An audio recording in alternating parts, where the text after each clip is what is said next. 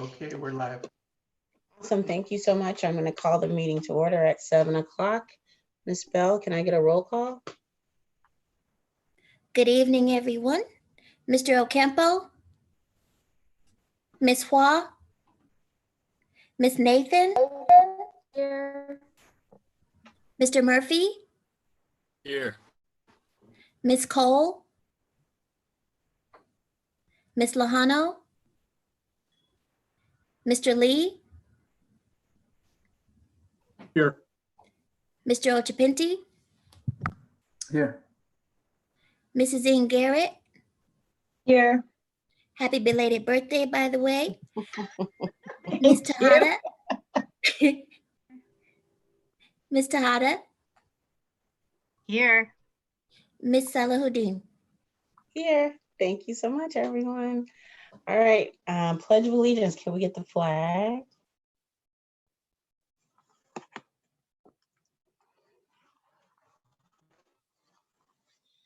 Please rise for the Pledge of Allegiance. I'll get it started. I pledge of allegiance to the flag of the United States of America and to this republic for which it stands, one nation, under God, indivisible, with liberty and justice for all. Thank you, everybody.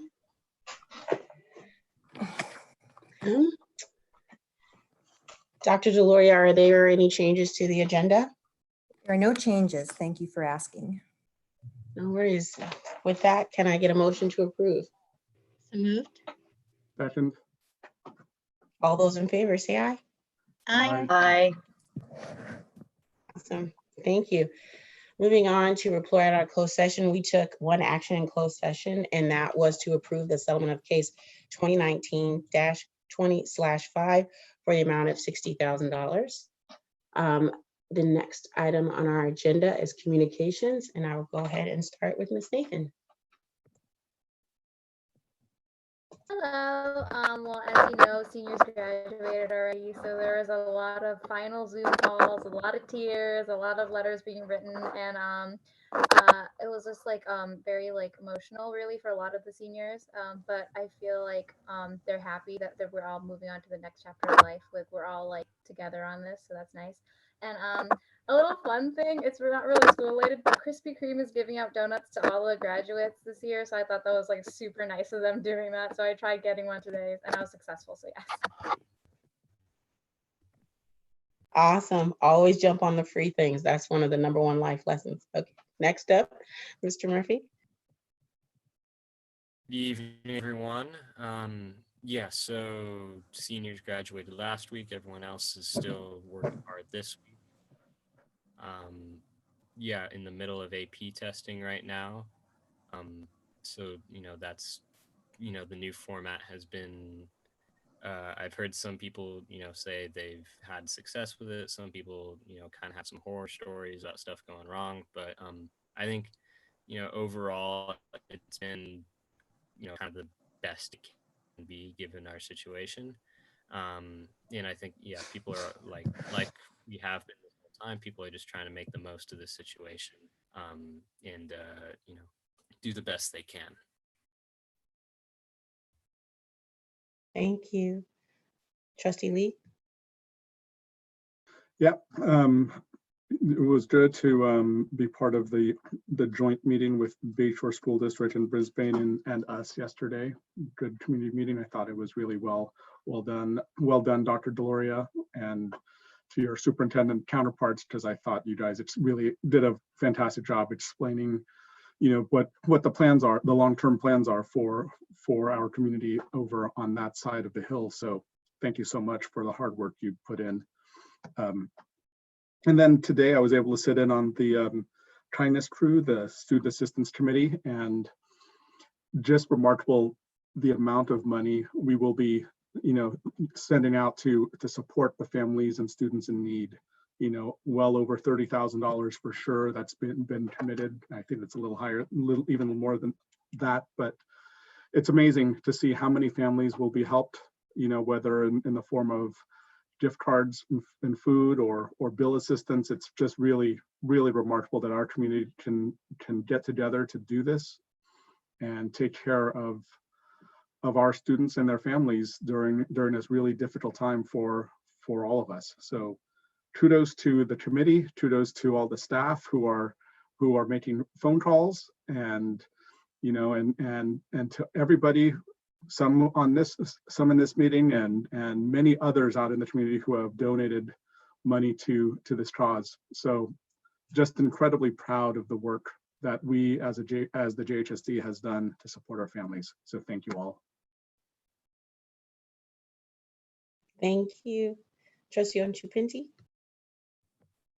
Yeah, it's good to hear as the school year is moving along, everybody's adapting in different ways and finding ways to close it out in the best note possible. That's kind of my experience, just closing out the year as a teacher, trying to reach students and make sure that not only that we, close the semester as strong as possible, but that, we bridge the summer into the fall, because a lot of things are uncertain. But in terms of reporting back, I mean, just being on calls and following the latest news and seeing that we're in phase 2, and just kind of watching that and, watching what's happening nationally to see what's happening on a state level. And of course, what we're doing here locally with our district, we're still kind of hanging on, right?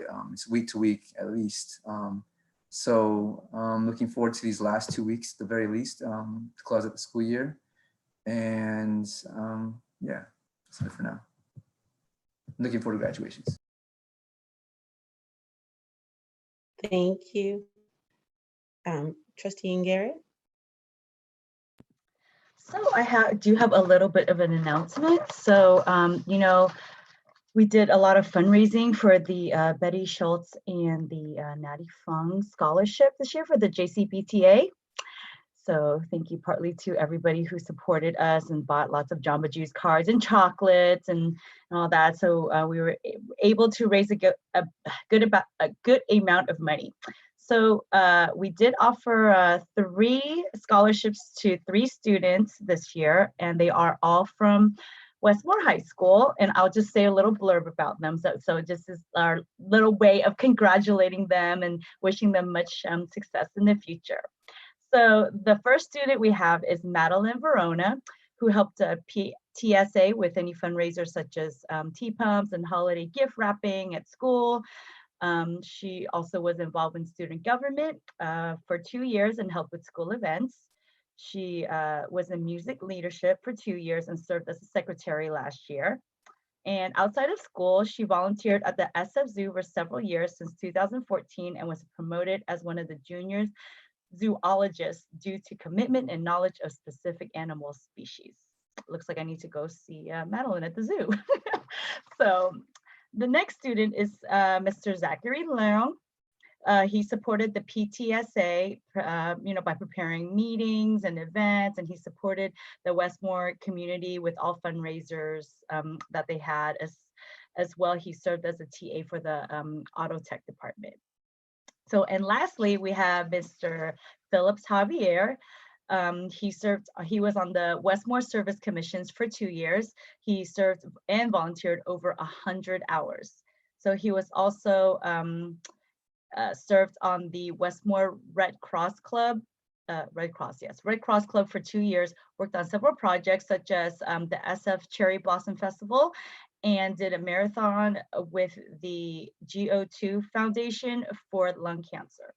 Outside of school, he volunteered at Home Sweet Home for the seniors and also at the SF Marin Food Bank.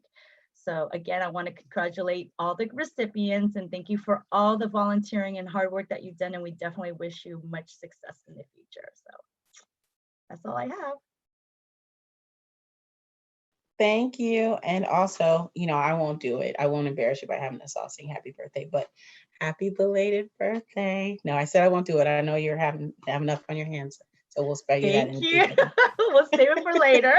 Yeah. Thank you. I appreciate But it happy very belated much. birthday. Yes, I can feel all the birthday love from the Zoom call. So thank you. No, I'm just joking. No, I'm here. No, we won't. Next up, Trustee Tejada. You make me sing, right? No. I can't believe the school year is almost completely over. I want to commend our seniors for what an end to your school year and how much loss you've suffered, but at the same time, you're so amazing and resilient, and you can say that you're the class that graduated during the great pandemic of 2020. I'm so proud of you all. Like Mr. Murphy, my daughter is in the middle of APs, and I'm really impressed with how her teacher is handling getting the students prepared during this time. And they've had 2 practice tests, and she's gotten better. She said it's a really strange way to do AP, and she's still so aware of the clock. She doesn't like timed tests, but at least she got through all the questions this time around, and she thinks she's going to do well because of all the preparation that her teacher put together, and that her classmates as a group, that they're all encouraging each other and sharing notes. So I'm glad that learning is still occurring. I do want to thank Dr. Deloria for the webinar that you held that just felt like the state of the district and also the state of the county to me, because you covered, the latest in the COVID-19, the return to school, and also what we know of so far of what our budget might be, what the future of our budget would be, with so many unknowns out there. And I've heard from other parents from different districts who were actually asking me because they haven't heard anything in their district. And so I think communication has been really great in our district, and I'm just so proud of our community, and not just our JUHSD community, but our community at large, because we really have come together.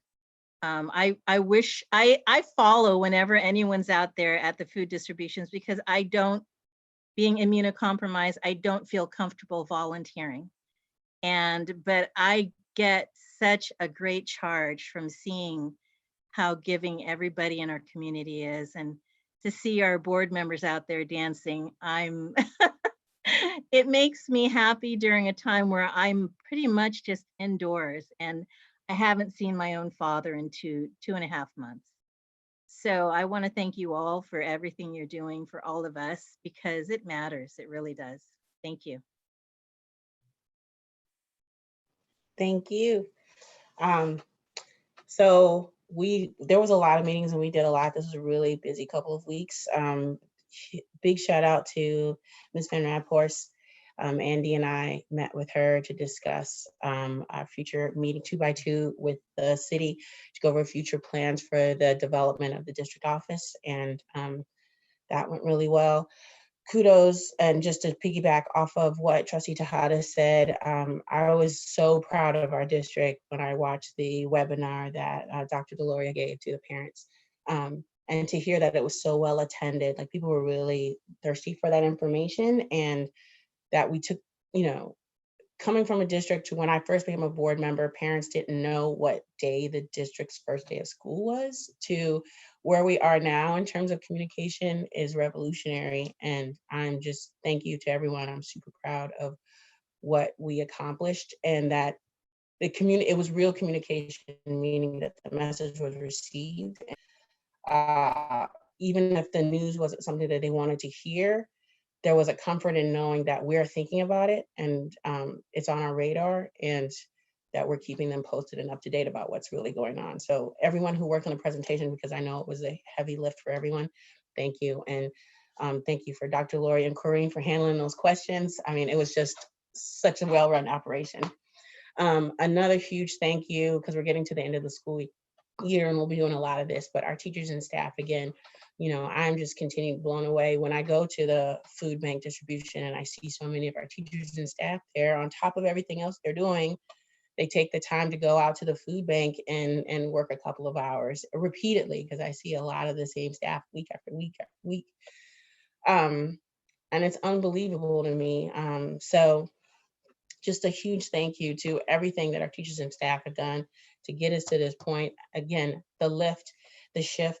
Like, I don't, I would always fight somebody who challenged public education, and I'm really ready to fight anybody who comes at me about public education and what we can and cannot do. We were the most functional level of district government that I've seen. So kudos to everybody for the work that we did there. And then lastly, I'm talking about the food bank. Going there, people are starting to line up for food now at 6 o'clock in the morning. And the food bank starts at 11. So it's heartbreaking a little bit. And so with that, I've been paying a lot of attention to the county calls, because Daly City already has disproportionately a much higher level of COVID-19 positives than any other city in the district. And so when you listen to the county calls, there is not an intentionality when it comes to equity. Like, equity just doesn't happen by osmosis. We need to make sure that we're doing everything that we can to make sure the resources get to where they're supposed to go. But that was not revealed to itself through the county calls. We spent a lot of time talking about people getting their gardeners back, and not as much time talking about how we're going to ensure testing in every city, especially the ones hardest hit: Daly City, East Palo Alto, South San Francisco. And that was more highlighted by the fact that on the long-term strategic planning committee, there was zero representation from Daly City, South San Francisco, or East Palo Alto. It blew my mind. Yeah, I'm still kind of in shock by that. We're not only the largest city, Daly City, but also, again, disproportionately high number of COVID rates, and there is nobody on the long-term strategic plan for this area. So I worked to build a coalition of elected officials and organizations to reach out to the county to let them know that we're very concerned about this and something needs to be done. And I'm so grateful to all of my board members for signing on that letter with me. We were immediately heard, and I have a Zoom call with Mike Cahey from the county on the 29th to go over it. And so I'm hoping that this situation will be rectified, but I do want that coalition to stay together. Just let them know. We know that we are not out of the weeds, and that this is a marathon and not a sprint. But what I do not want is for the burden of getting through COVID, which means, diagnosis and possible death, to not be housed in certain communities, ours being one of them, so just for all of us to continue to stay in this fight to ensure that that directly impacts education, and knowing our students and the families that we serve. I just want them to stay safe and have the resources to be safe, and have the resources in our district so we can do what we need to do to keep them safe. So I'm hoping that we get results, but if not, I may be calling on you guys again to take more action. So thank you. That's my report. Turning over to Dr. Deloria. Thank you. So I really enjoyed the webinars. There are 3 that are very memorable. The staff webinar, where we had over 300 of our employees participate, and then of course the family webinar, and then most recently our joint community meeting with Brisbane and Bayshore. And just a shout out to my tag team, Corrine and Jake managing the technology, doing all kinds of crazy. I'll say, Jake, can you do this? And he goes, well, I don't know, let me find out.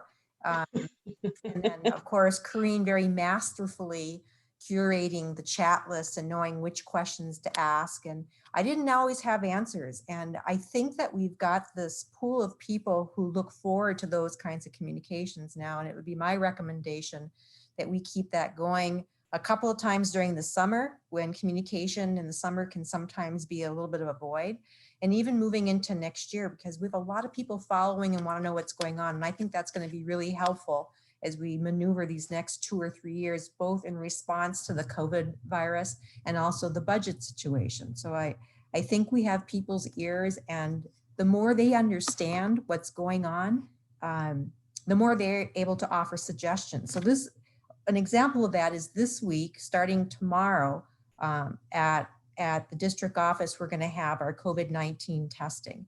And there have been some little loops along the way, because they're just putting this together quickly. They don't have enough volunteers. The website wasn't working. And then there were so many people trying to get appointments. But that was actually an employee who reached out to me who said, I feel a lot better if I knew that I could go and get tested. Is there any way we can get testing up here? So I sent that request to Nancy almost simultaneously when there was a look at where can we get our testing centers. So I'm really grateful that the Supervisor Canepa, and our County Superintendent, Nancy McGee, supported my request to put the testing center at the district office. We're getting that worked out. I am busy perusing all of the new county health orders that came out. There were at least 8 of them. To my knowledge, nothing really affects us. The shelter in place is still in effect. But I will have when you get a copy of the family or the staff communication tomorrow, I actually have links to all of those orders, but there's nothing in there yet that allows us to do drive-throughs, parades, anything like that. There's nothing that helps us with our return to school committee at this time, but I have links for that coming to you. I've also been working with the other SUPs in finalizing our county's return to school guidance. Nancy McGee is putting that in front of Dr. Morrow to make sure that anything we put in that document, he can support. If he can't support it, it's going to have to come out of the document. And then finally, tomorrow we have superintendents are participating in a statewide return to school webinar with Tony Thurman. And in order to register, you had to answer some questions. And there are questions about, what's your biggest fear? What are your biggest challenges? And I just want to share with you, one of my asks was, if we know that we're going to have to health assess students and staff, including temperature. And so what are their thoughts about how we're going to do that in an efficient way? So imagine that, for example, at Jefferson, where we've got 1,300 students, you know how many staff we have there. If every day students and staff have to have a health protocol that includes a temperature taking, which I don't know if you were listening to how they're planning on bringing back baseball, but they're talking about installing, what are those things called that you go through, the gates, that they take temperature as people go through the gates. And it's a sad day that if we might have to think of something like that, but boy, just putting the little temperature thing to your forehead, that's going to take forever. So that was one thing I talked about. The other thing I talked about was, unlike elementary school, where like a second grade teacher has, 20 or 22 contacts a day, upper L has a few more. High school teachers have 150 to 180 contacts a day. And if the thought is that a teacher can only meet with 12 or perhaps 16 at a time before you have to socially isolate to meet with another 16, that means we would have teachers on for 2 weeks. Let's say they did instruction for 2 weeks and then isolate and then come back on for at-school learning with the next set of students, then isolate for 2 weeks and then come on with a third round of students. Meanwhile, all the rest of the students are at home doing distance learning.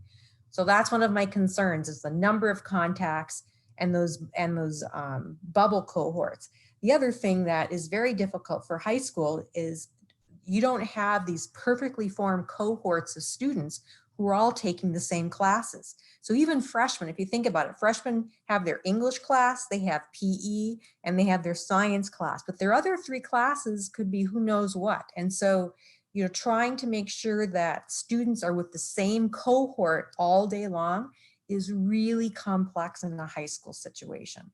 So I'm hoping to get some guidance tomorrow. It's only an hour. I don't know how they're going to give us guidance in an hour. I am looking to Dr. Moore to provide us more specifics, but there's been a call by at least 6 of the largest districts in California saying, look, if you don't help us, we're going to have to stay in remote learning in the fall, and this is the reason. So anyway, thanks everybody for the compliments, and that's all I have. Ms. Casey.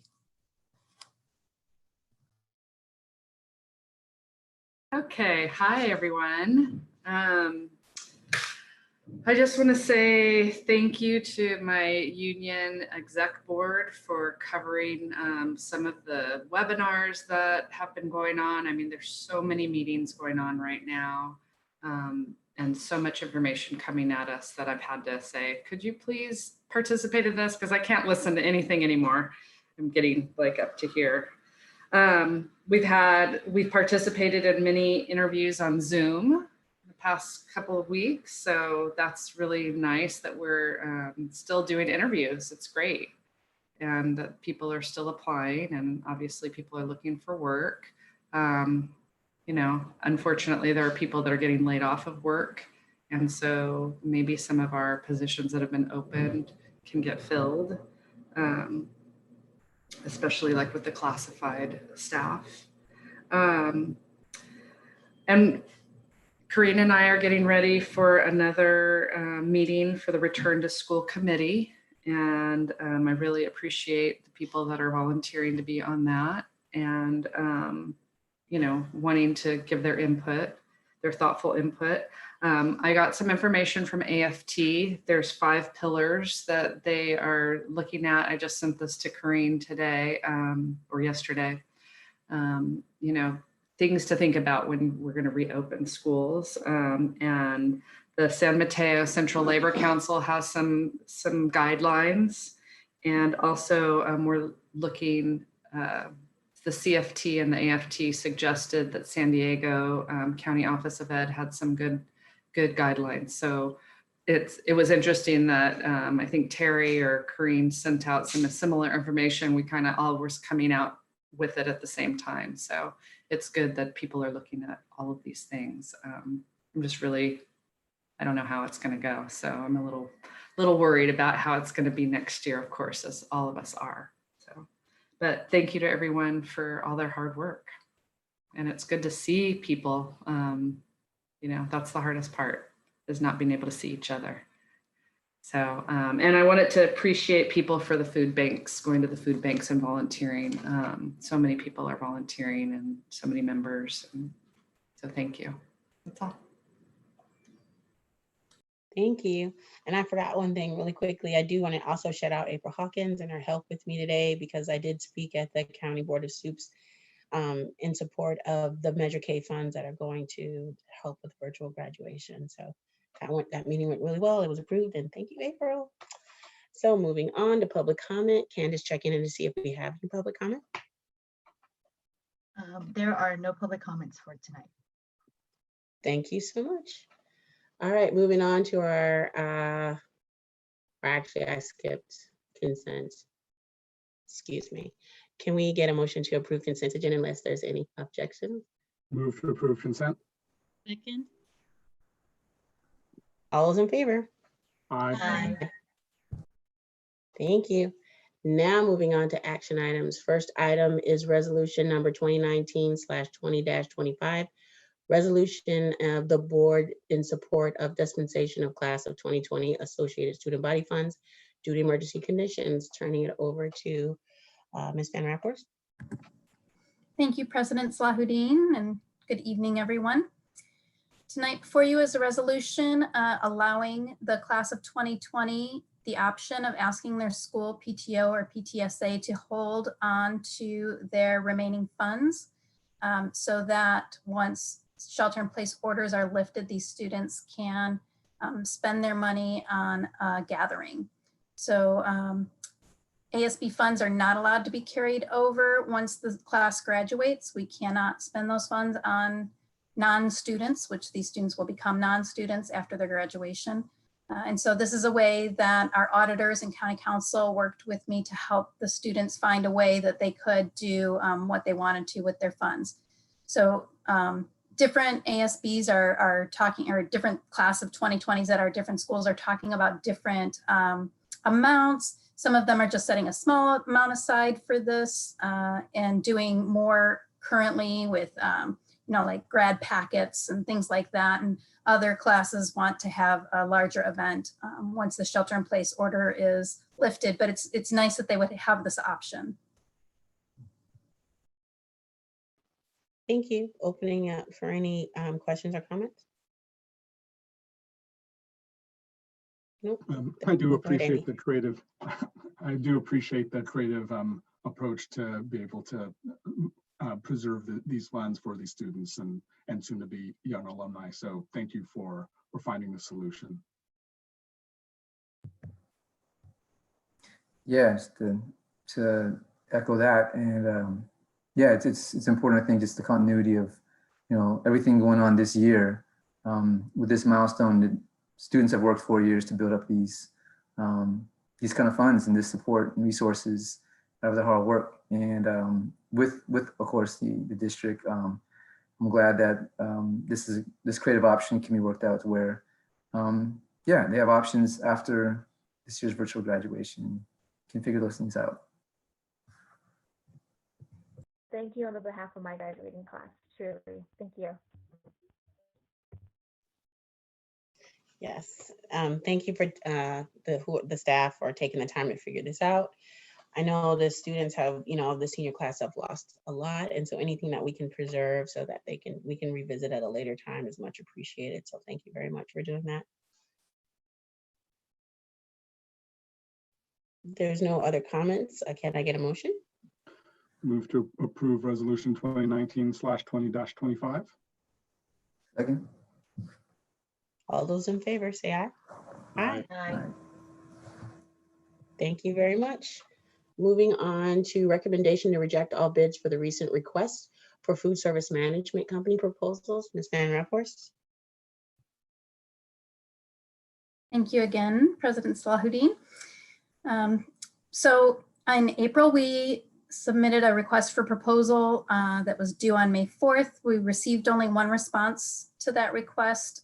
We did have two members of our board, as well as students and one of our vice principals and some people from the food service program looked over that application.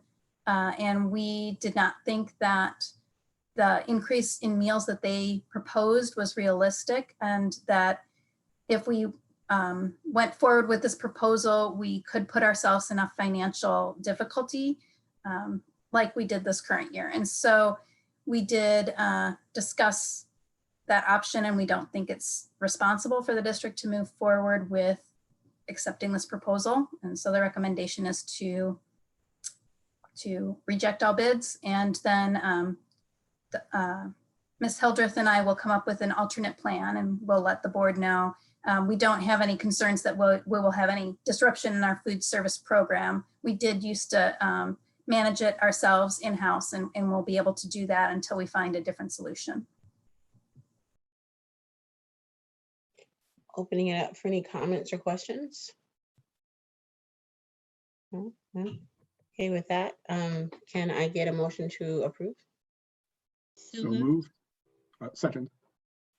All those in favor? Aye. Aye. Perfect. Moving on, any consideration for future agenda items? No. All right, so just double checking. Before we adjourn, we're adjourning in memory. And so before we adjourn tonight's meeting, we're adjourning in honor of Linda Perez, the uncle of our JUHSD accounting technician, Giselle Seibert. Ms. Perez passed away on May 11th, 2020. Mr. Perez, excuse me. Mr. Perez was 70 years old. He was born and raised in a small town called Jaropen, Peru. He immigrated to the United States 19 years ago to be with his children. He leaves his wife, Adela Perez, 4 adult children, Ingrid, Gianna, Lily, Anthony, and 9 grandchildren. He had a passion for fishing, dancing, and life itself. He loved preparing Peruvian ceviche, and he made the best. He always had something funny to say and made us all smile. He was a devoted and loving husband, father, grandfather, brother, uncle, and he enjoyed outdoors and road trips with the whole family. He will be greatly missed, but lived a joyful life with those he loved the most. We, the Jefferson Union High School District Board of Trustees, we send our condolences to the family of Giselle Seibert Perez and the host of Linda's friends and loved ones, and especially to all his grandchildren who I know are missing their grandfather. So with that, I ask for a motion to adjourn. Move to adjourn. Second. All those in favor? Aye. Awesome. Thank you so much, everybody. It is good to see all of you. See you soon. Take care. Have a good night. Aye. Aye. Aye.